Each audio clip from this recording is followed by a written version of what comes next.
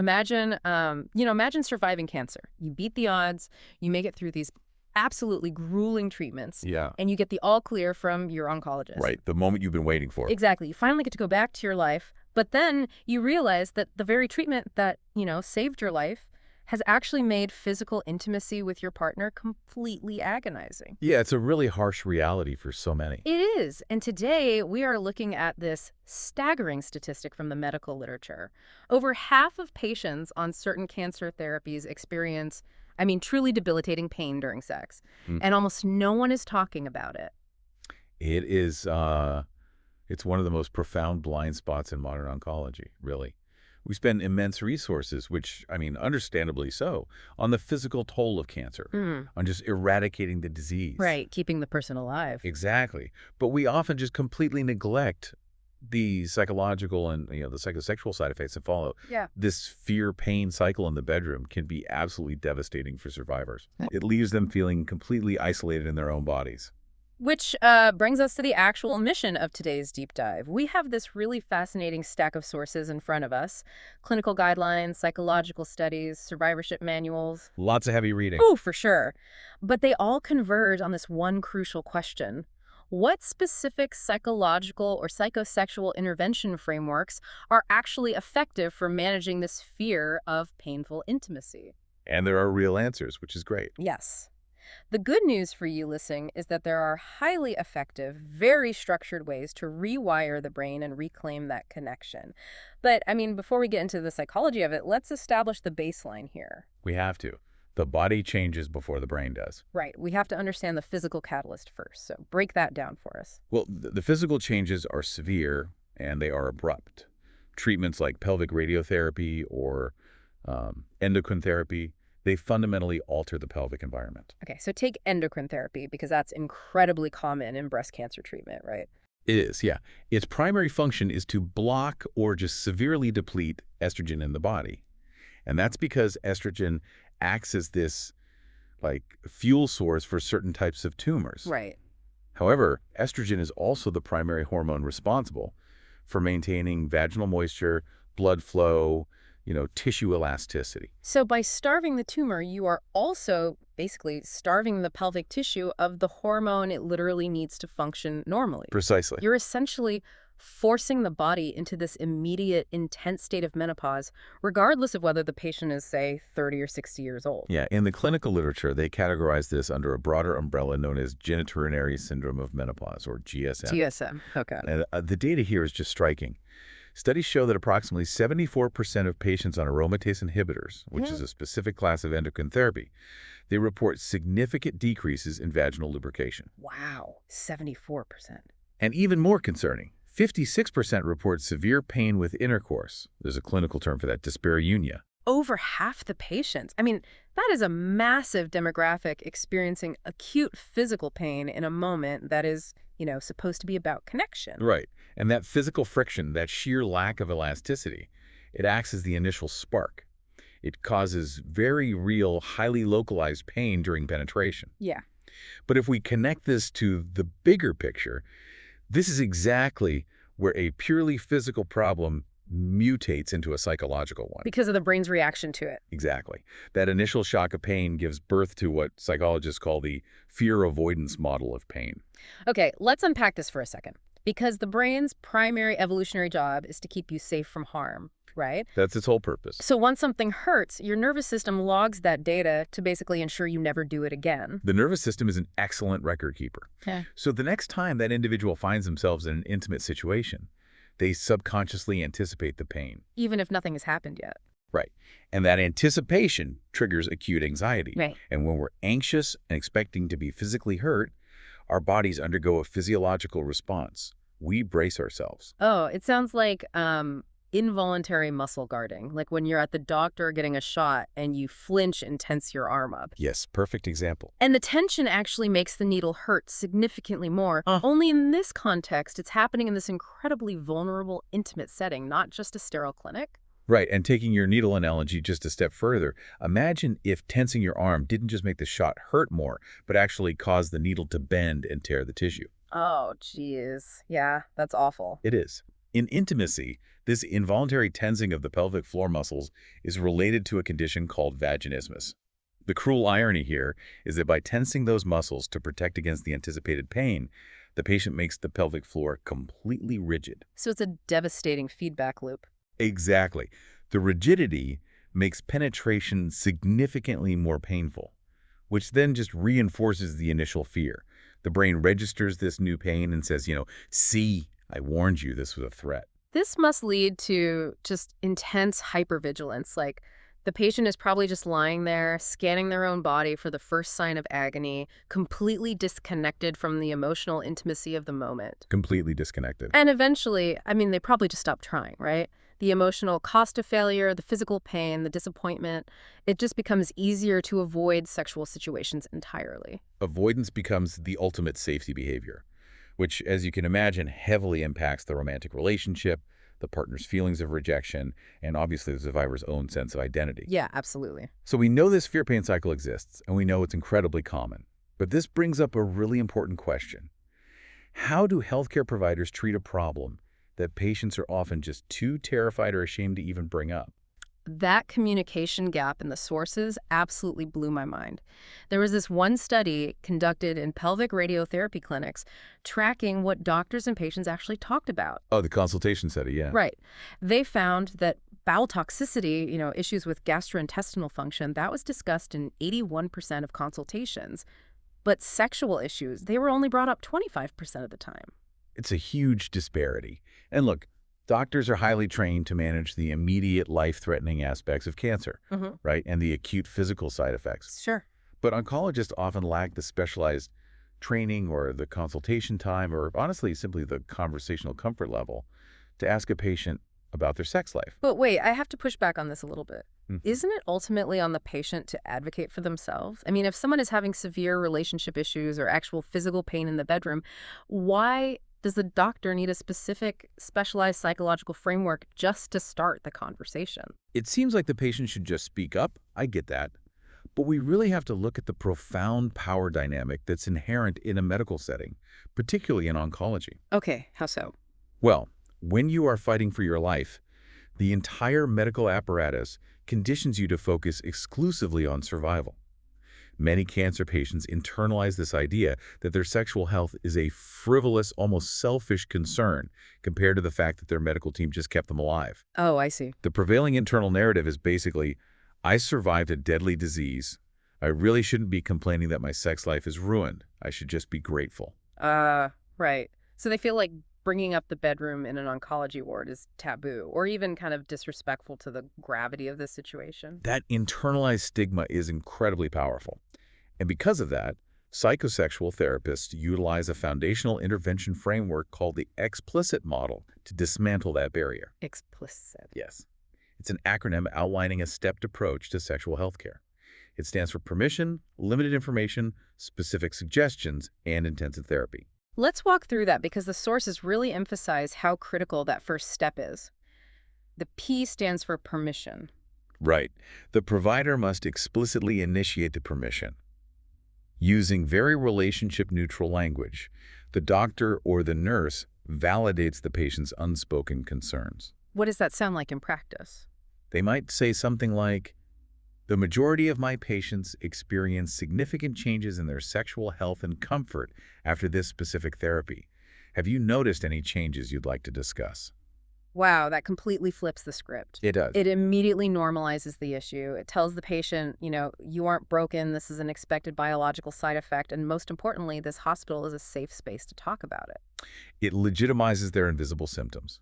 And the X in explicit actually stands for extended. Oh, Meaning permission isn't just a box you check at the very beginning.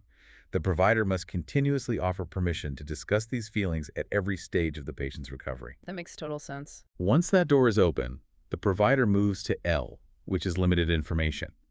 This basically involves giving targeted anatomical facts to dispel myths. Like what kind of myths? For example, explaining that the pain isn't a failure of their relationship or a lack of attraction, but a direct result of estrogen depletion causing tissue atrophy. Which naturally leads to the first S, specific suggestions. And this is where the baseline physical interventions come in, right?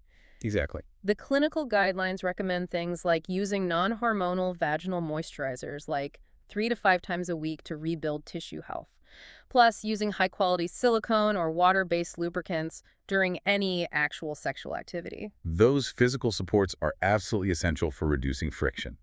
But, and this is key, if the fear-pain cycle has already taken root, those specific suggestions just aren't enough. Because the brain is still on high alert. Right. You can prescribe all the moisturizer in the world, but if the nervous system is still anticipating a threat, the involuntary muscle guarding will still occur. Okay, so this is when the explicit model escalates to IP, meaning intensive therapy. Yes, requiring a referral to a psychosexual specialist. And here's where it gets really interesting to me.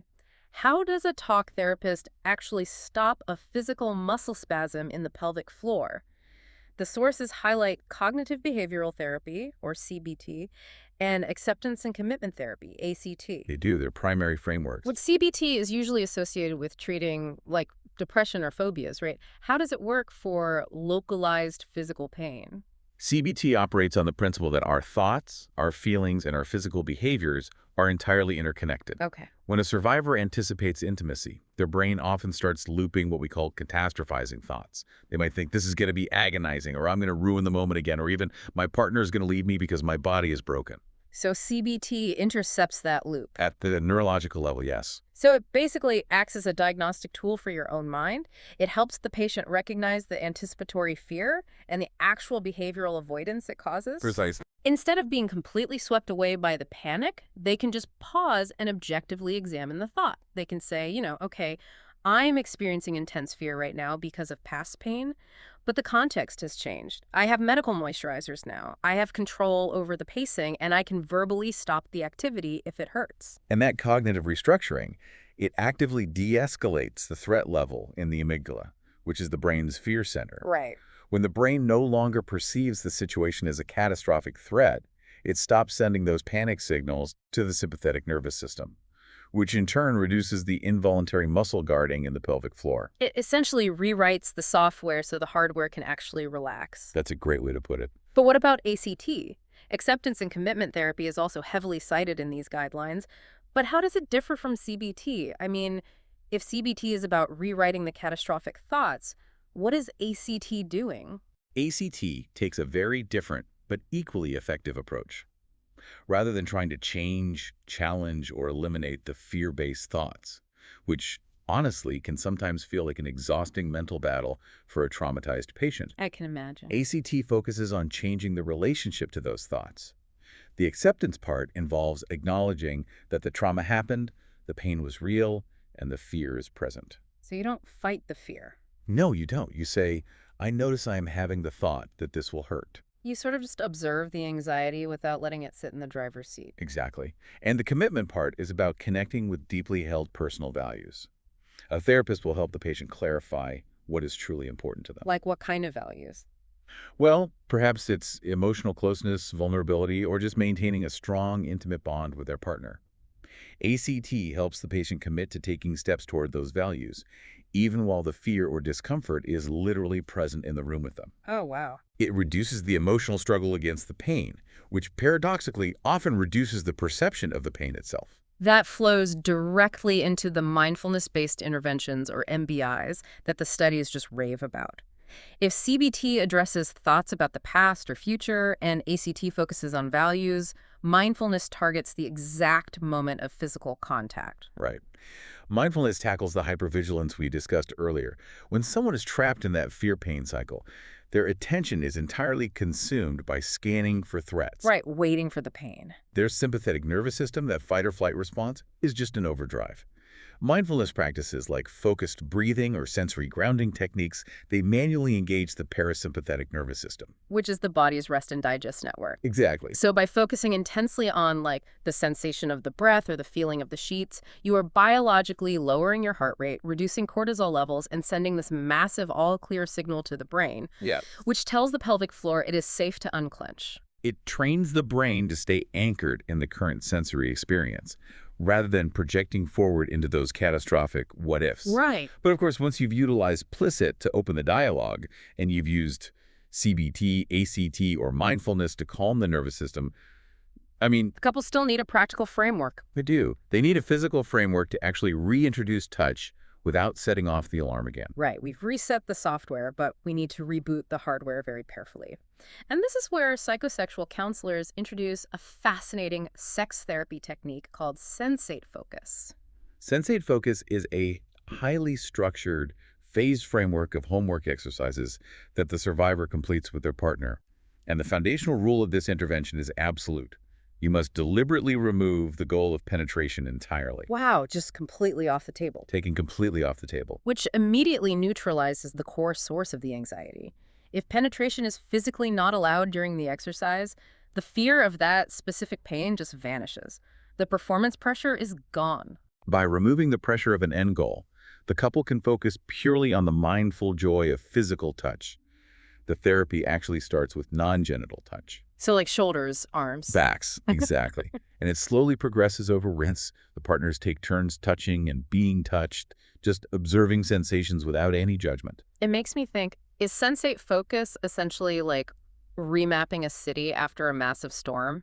Like the main highway, the traditional route you used to take to achieve pleasure, might be blocked by debris or under heavy construction right now. That's a really good analogy. If you try to force your way down it, you're gonna get hurt or just stuck. So sensate focus forces you to deliberately drive around the back roads. You take the scenic routes, you explore neighborhoods you usually drive right past, and in doing so, you build entirely new pathways to intimacy. Let's actually stick with that city map metaphor, because it perfectly encapsulates the process.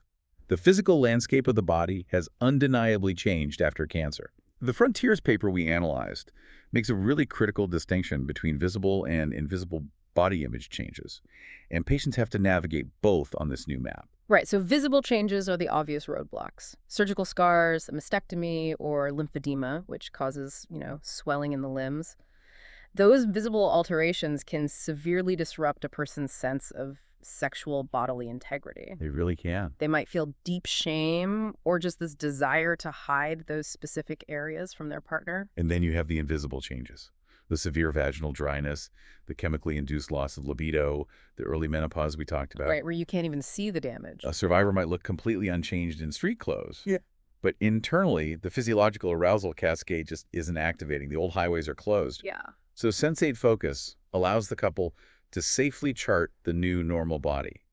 It's about becoming curious explorers of what feels good today, rather than mourning the pathways that worked 5 years ago. And what really caught my eye in the research is how this exploration incorporates practical aids, but with this brilliant psychological twist.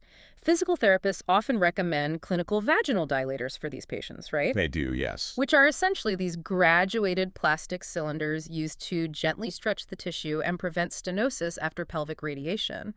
But psychosexual therapists often advocate for using vibrators instead. The psychology of context here is just vital. A clinical dilator feels intrinsically medical. It is a sterile device prescribed for a physical deficit. Right. Using it, often it feels like doing painful homework. It serves as a constant, frankly depressing reminder of the oncology ward and the trauma of the cancer itself. It keeps the patient stuck in the mindset of a, sick person trying to fix a broken part. Exactly. But a vibrator belongs to the realm of sexuality and pleasure. It feels like a normal, common sexual aid. By swapping the clinical tool for a pleasure-based one, the therapist shifts the entire psychological context. The internal narrative literally changes from, I am treating my radiation damage, to, I am exploring my sexual pleasure. And that subtle shift can drastically reduce anticipatory anxiety. It greatly increases the likelihood that the patient will actually use the tool consistently to rehabilitate the tissue. So what does this all mean for you listening? If we synthesize everything we've covered today, managing the fear of painful intimacy after cancer requires a really comprehensive biopsychosocial approach. It's never just one thing. Right. You cannot simply hand a traumatized patient a tube of estrogen cream and expect their deeply ingrained fear to just evaporate. You need the biological understanding of the treatments. You need the explicit model to break the silence and grant permission. Absolutely. You need cognitive frameworks like CBT and ACT to rewire the neurological alarm system. And you need practical relational exercises like sensate focus to safely remap the body's capacity for pleasure. The broader application here is profound, really. Even if you, the listener, have no connection to cancer whatsoever, Understanding the sheer power of the mind-body connection is an invaluable tool for your everyday life. It really is. The mechanics of the fear-pain cycle apply to so many areas of human experience. Anticipation and anxiety manifest physically. A fearful thought can cause a physical muscle to spasm, creating real, measurable pain. Our brains and our bodies are not separate entities operating in isolation. They are locked in a constant biological conversation. We tend to conceptualize mental health and physical health as like two completely different departments, but they are absolutely sharing the same nervous system. Always.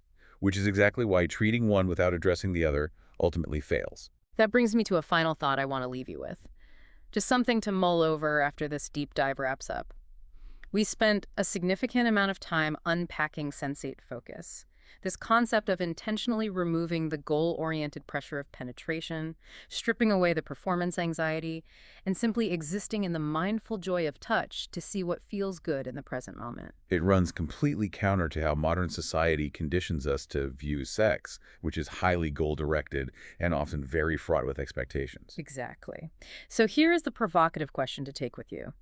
Could this clinical intervention, designed specifically to rehabilitate cancer survivors, actually serve as a secret blueprint for anyone? That's a great point. Think about how often intimacy in everyday relationships becomes routine, performative, or just burdened by the pressure to perform.